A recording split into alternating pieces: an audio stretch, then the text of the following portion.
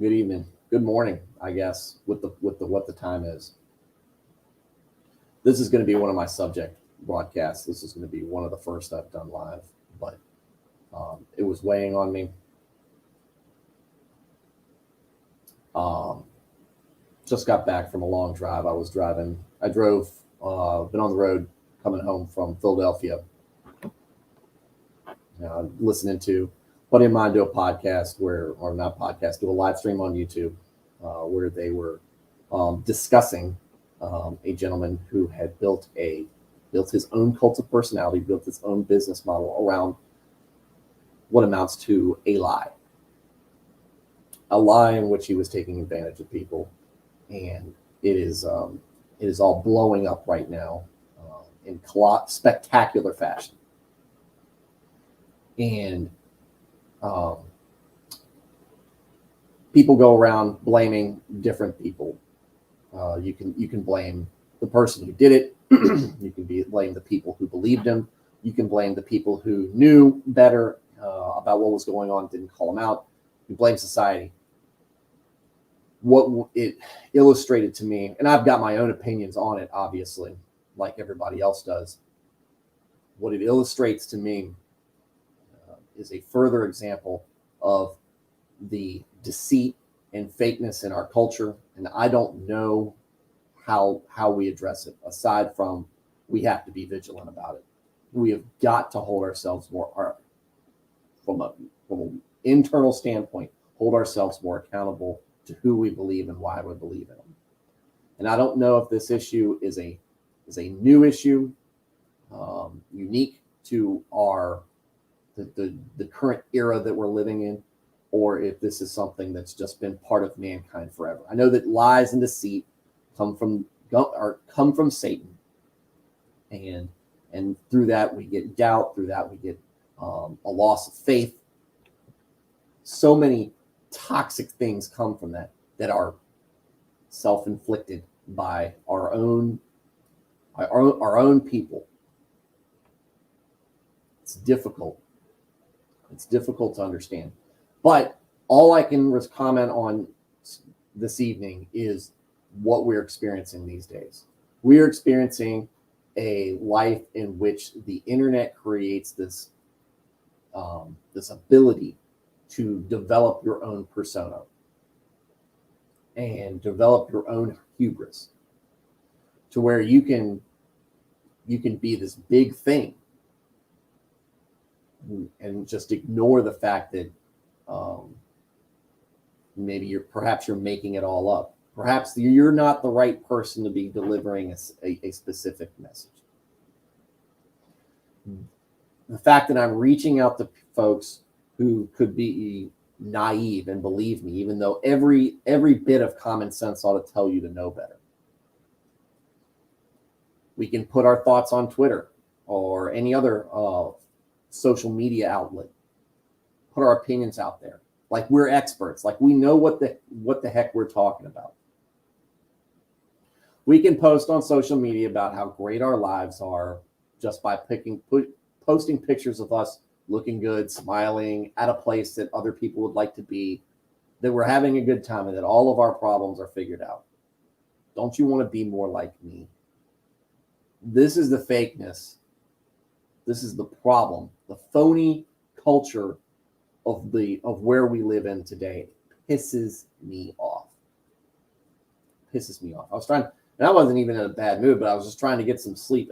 This was just bothering me. It's bothering me. Because it's a problem within Christianity. And who am I to come in here and talk to you about this? I am a nobody. I'm a nobody. And I want to start that from the beginning. I'm a nobody. My name is Stuart Davis. I'm a deacon at a small church just outside of Richmond, Virginia. I'm not a deacon. I'm not a preacher. I'm not a biblical scholar. I didn't go to seminary. I don't have the bona fides to be an expert. What I have been is a Christian all my life, and I'm not here to try to get you to join my congregation. I'm not trying to get you to donate to any special cause. What I am here to do is offer exposure. Offer what I'm thinking, my stream of consciousness, why I'm doing this live, as a person who has been a Christian all of his life, who has not really struggled so much with doubt. And by saying all that, to remind myself and the world that I am a flawed man. I've done a few dozen streams at this point. I started this a few months ago, if any of y'all have been following me.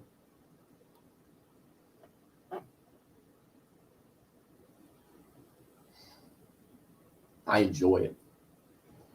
But what I also understand is as people that I'm putting myself out there. And what I don't want to do is, one, create a following. I don't want people following. I don't mind people tuning in because they like what I have to say, but I don't want to develop a cult of personality or a manner of thinking. I'm me, right? I'm me, and that includes a whole lot of its own baggage from my own history, from my own attitude, from my own failings. I don't want you to be like me. Think of it as if y'all remember Charles Barkley in the 90s. I'm not a role model. I try to be. I try to live my life as good as I can, but I screw up. And I've screwed up a lot. Screwed up a lot in my history. And look, so some person can see me talking and go, ha, I remember that guy. He was a tool when I knew him. He did X when he was in high school. He was doing X when he was in the Army. Oh, I saw something he wrote on the internet years ago, and it was stupid. Man thinks way too highly of himself, and sometimes that is absolutely right. I have made an ass of myself on a repeated basis, and I will probably continue to do so. So don't follow me in that regard. Don't think that I've got my act together. I don't. Part of the whole reason I started this stream was because I'm trying to reach out, better myself, and how I reach out to people who don't believe. Or how and that was just the start of this. That was just the starting thought of this. I don't even know if this is going to even accomplish what I set it out to do. It could be a complete and total failure of that. But maybe somebody's getting something out of it. Something spiritually nourishing out of that from listening to my own me give my own thoughts and my own deal with my own contradictions and my own fears or whatever. You want to know something I'm afraid of? I'm afraid I've got everything wrong. I'm afraid I'm wrong about this whole thing. Not that I believe that I'm wrong. But you want to think of my greatest fear? I've told people this before. You know, as a father, I obviously, the worst thing that I can imagine off the top of my head generally is that something bad happened to my kids. The worst thing that when we really get down to it is not that I'm wrong, and then when I'm gone, there's nothing left of me. It's when my kids are gone, there might not be anything left of them. Or my wife is gone and there's nothing left of them. Or my brother is gone and there's nothing left of him. Or my friends and all the people around me who have so many good things that represent them, and they're just gone. And there's no point to it. That's my fear. I don't believe it, but if you ask me what my truest fear is, there it is right there. What I hate seeing in life is people misrepresenting the faith. And we see it every day. Every day. You look up there and you see these prosperity teachers like Joel Osteen. You see all these other folks out there. They're up there preaching, and they know it's bullshit. People see that. People see somebody and they're charismatic and they think and they act like they got it all together. This is all you got to do. All you got to do. And you just throw money at the problem. You throw money at the problem. We've got a whole government that's obsessed with throwing money at the problem, and we propagate that. So of course you're gonna be able to find people to shell out money to you in hopes that their problems are going to be taken care of. And then they're not. And where does that leave the person who is earnestly seeking something that you could have provided them because you're smart enough, you're clever enough to con people out of their money, but you didn't use that same ability to try to teach them about the word that you should know about. And maybe you do. Maybe you know about it, and that's even worse. But you're doing good, and you can post about it on social media because that's what we do. Look at how good my life is. Look at how good your life is going to be. I'm never going to guarantee you that. Well, that's me talking.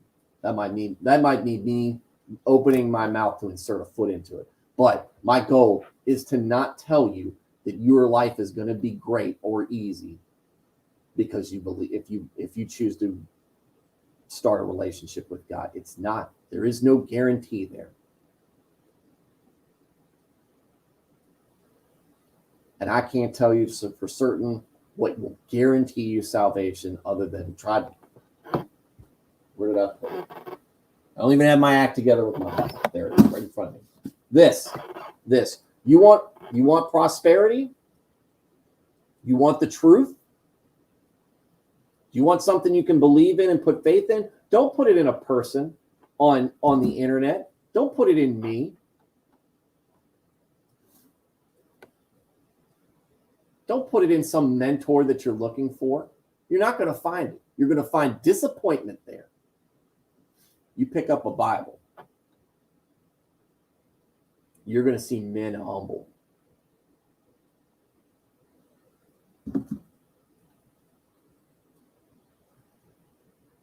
You see people talking about how they've got it all figured out. They've got it all figured out. And they can tell you about how they've figured it all out. So you can figure it all out yourself. It's bullshit. It's absolute bullshit. And if you don't like my cursing, sorry about that. That's just going to come with the territory right here. I'm not going to take the Lord's name in vain. That's a whole different conversation, but this is serious. Anybody who tries to act like they've got it all figured out and they couch it in whatever tactic that they do doesn't. And that's the first person you need to dismiss. Because they've either lied to themselves or they're intentionally lying to you, or both. Probably the most likely, we don't have it figured out. And I'll tell you this much. The Bible has some righteous men who maybe come the closest and might actually have figured some things out. You'll hear me talk about Joseph or Daniel. Jesus Christ doesn't count. He was the absolute pinnacle of perfection.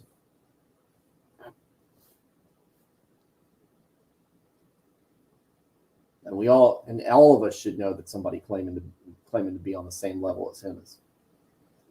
That's the reddest of flags. But if you think about the truly righteous men in the Bible, you count them on one hand over thousands of years. What makes you think that you're going to find one today? And I'm not saying that to be doom and gloom about things, but what I am saying is that the hucksters out there are real. And you've got to be wary of it.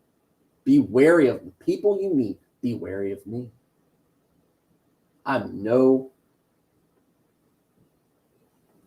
have any certification from God that what I'm saying is right. I try to couch my opinions as much as I can, that they are actually opinions.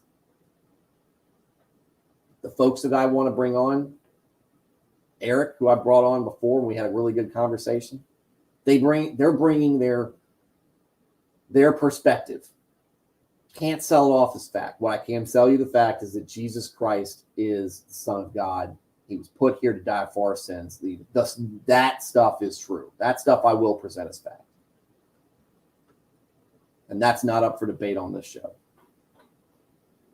It's not ever going to be for debate on this show. But again, if you're looking for faith, if you're looking for something to believe in, don't believe in me. Don't believe in who I am. just look at what I'm just look at what I'm offering you as an example. As a person, just I believe in God, I go to church. Always gone to church, always will go to church. This is me. Right? Don't give me any money. It's not what I'm here for. Cat's meowing at the door. But that's not what I'm here for. This is not a ploy to get you to post and say we should all be like Stuart. Look at him. He's humble. He's coming across as a flawed man. Dude, specifically because I say that, don't try to be like me. The whole purpose of this is try to get us to be more godly, to follow in God's footsteps. You're not going to get that by following me. And if anything should tell you that, it should be coming from somebody like me who has believed in God his whole life. The expectation there would be that I should know better, which makes it even worse for me. Makes it even worse for me that I don't have it all figured out and that I am incredibly flawed person. I've pissed so many people off in my life. Probably pissed people off on my drive back from Philly. But I thought I did a good job.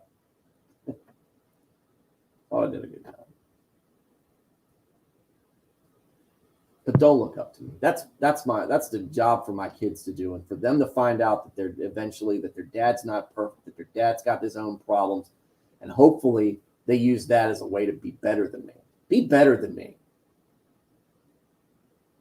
It's not that hard. I beat myself up on a daily basis because it's not that hard to be better than me. I hold people to the standard that I hold myself to. I try to empathize with them because I can see myself screwing up. But what really just ticked me off today was thinking about how somebody can go on and try to mentor people and act like they've got it all figured out and then charge people money for it. On top of that, the money part's just an additional, just like the icing on the cake. But to try to get people to buy in, this is what you need to be a man. This is what you need to be a Christian. This is what you need to be, have the ideal political mindset. Whatever they're on there doing, this is what you have to do to be popular. This is what you have to do to be beautiful. This is what you have to do to be liked. Just believe me. Believe what I'm telling you. Do not listen to that. And just walk away from that. In my opinion, just walk away from that. You're not going to find that on the internet. The internet is the most fake thing we've ever put out. It's got so much potential to do so much good, and it does from time to time, but it's just so much evil. It is so much a vessel for the devil. Sick of it.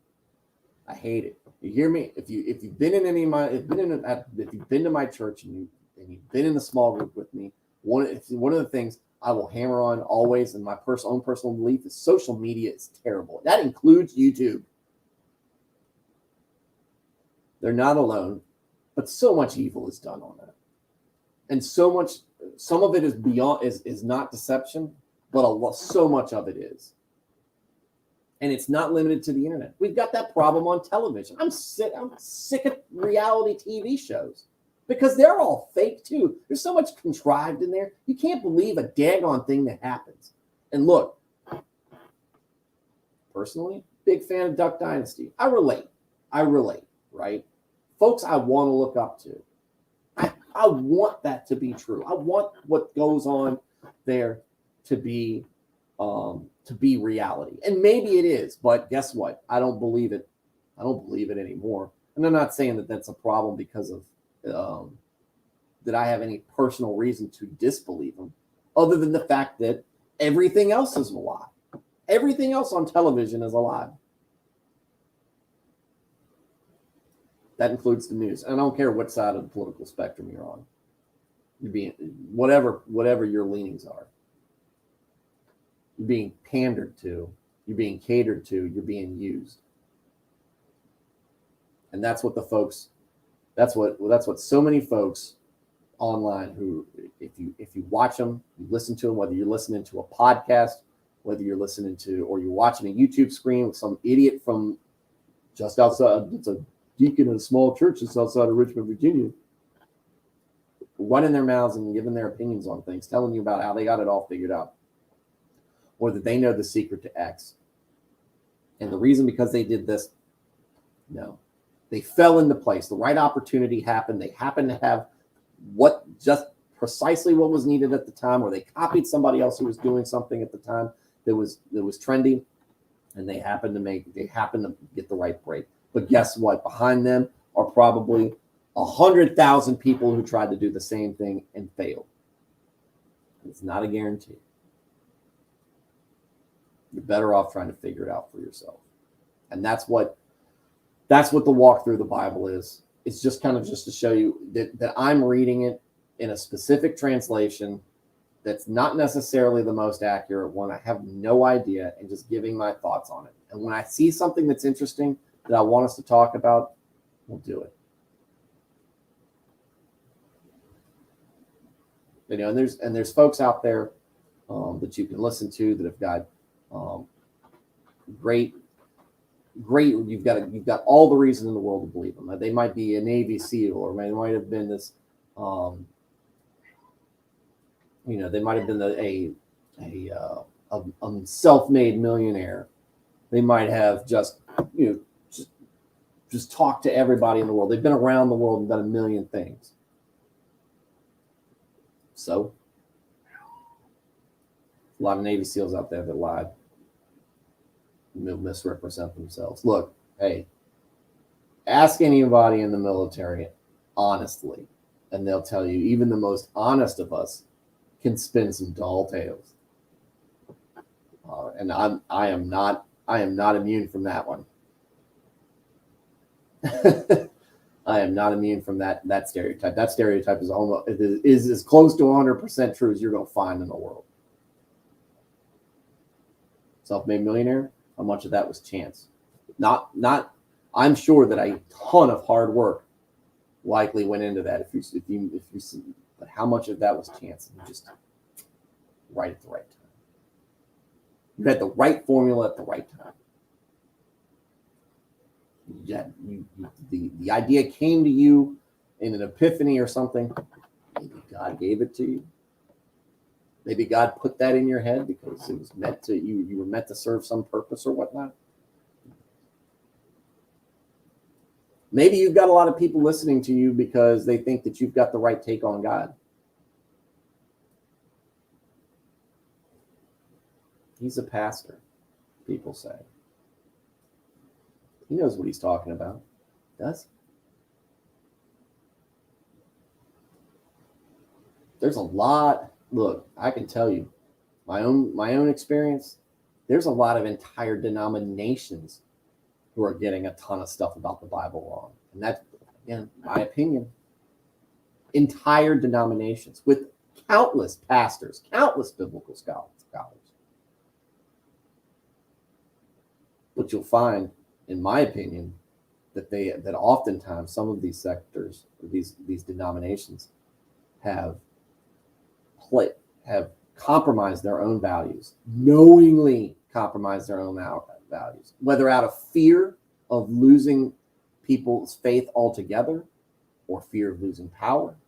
Don't know. But whatever it is, they've compromised their values because seats weren't getting filled. They were worried about offending somebody. They didn't want to appear to be a certain way. So it's tending, instead of staying true to the truth, instead of living in this, well, we interpret it differently. Or we think that we can do this. Listen to the church. No. Stop. Full stop. And this is my Protestant side coming out big time. Your trust isn't to be placed in the church. Your trust is to be placed in God. You might be able to put your trust, maybe start putting your trust in the congregation, the community, being part of the community, being a trustworthy person, be dependable, be someone to be depended on, be dependable, so that you can depend on others. We can build a better community together. It's disheartening to see what we're allowing ourselves to become. Compromised, liars, greedy. I'm no different. In many ways, I've got my own screw ups. I don't tithe the way I'm supposed to. You won't really hear me hammer on people about tithing, because that's something I have never been able to get right. Some people do it. It's amazing. People who tithe who have less than what I have, amazing. They do it. And that's not to say that I don't do it. I just don't do it to the amount I'm supposed to. Screwed up. Don't have it. I'm not doing it right. Money's a big thing.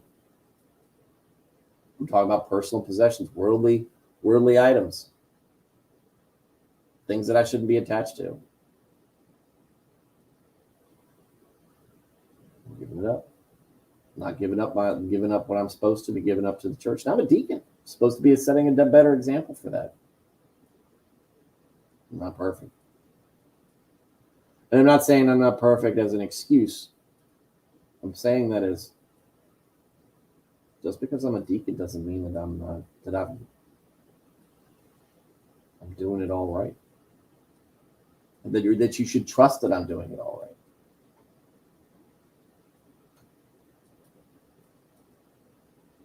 But I am in a position of trust. So I have to hold myself accountable to be trustworthy. So many of us fail at that. Maybe all of us fail at that. That's not the end of the world. But it does mean that we need to lean on our own senses as well. Rely on ourselves just as much as we need to rely on the community. Because there are bad actors out there. There's people doing good work. I'm not saying that everybody you come across is screwed up and what they're saying is wrong or not worth listening to or is bad content and that you should shun everything out there. That's not what I'm saying at all. Look for what's out there that you find to be genuinely wholesome. But don't fall in love with the person that you've never met, that you've never had a personal conversation with.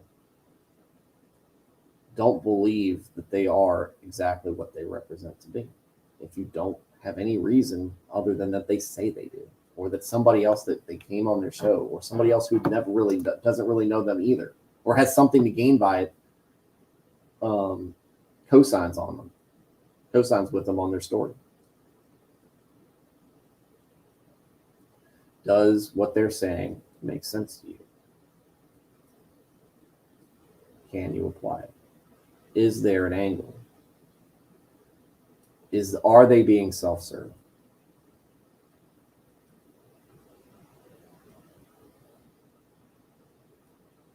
I wanted to be angrier about this. I am angry about it because I want to yell and scream and curse. I don't think that that's the best. I don't think that that's the best take on this. However, I did feel compelled to say it. I was laying there. I was like, well, maybe God's trying to tell me to get up there and talk about it. I am war slam out, folks. War slam out. Need some sleep. But needed to say it as well.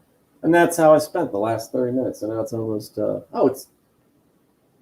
we're rolling on our way till 3 o'clock in the morning. Got some weather rolling in too. Folks, don't get down on yourselves. Don't get down on life because of what I've said. That's not the point of this.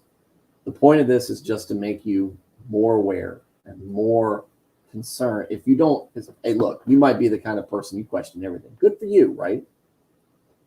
But if you're not, if you constantly find yourself falling into these traps where, something makes sense. Oh, I need to be part of this organization because they believe in X. You better experience it first. Don't go looking for mentors that you can't talk to one-on-one.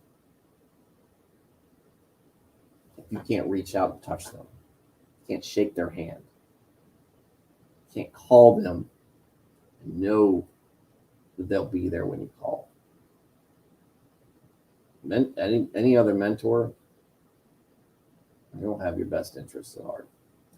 Or they're incapable of giving you what you need in a mentor. Don't let them be that person you look up to. Look up to people. Look up to righteous men. Folks look up to righteous men that the Bible cosigns, that the Word of God cosigns on, that they were good men. Even the ones that were flawed. God loves you. God loves an honest, humble man, I think. I think he finds that refreshing. I think he finds that a man or woman, but a person who is honest with themselves about what is wrong with them is somebody that,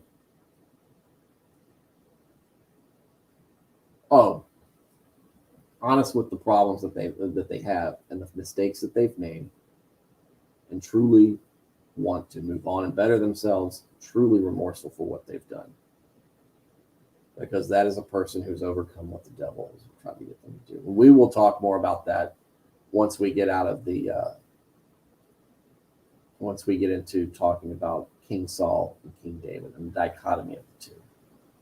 But guys, fellas, ladies, all of you out there, be mindful of what you see, and try your best not to partake in it yourselves. This culture of fakeness doesn't do anybody any good. Least wise, it doesn't do you any good. It's toxic. It's toxic on your personality. It's toxic on your soul. It's toxic on all of us. Don't network. Don't socially network toxicity. Socially network righteousness. And if you're having questions, hopefully I've given you something to think about, and hopefully maybe started you on a path to where you're finding answers out on your own. Folks, I hope your New Year's going great. And I'm sorry to be kind of a buzzkill on this. Like I said, that's not the intention of this. The intention of this is just to the intention of this episode was just to say, hey guys, be careful out there. Always be careful out there. Be safe.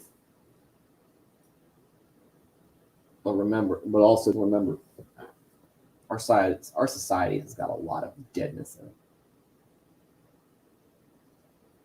And we can be better than that. I believe in you. I believe in you guys more than I believe in myself, and I believe in myself to a fair degree. We'll talk more tonight, since it's the morning. But we'll talk more tonight, and we will find out what the Israelites are doing. And I hope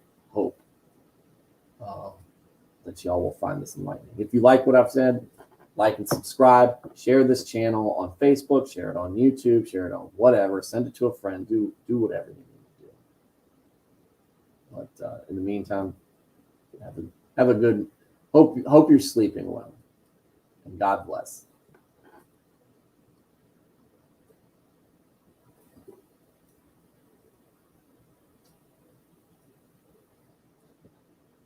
Would it help if I end the broadcast?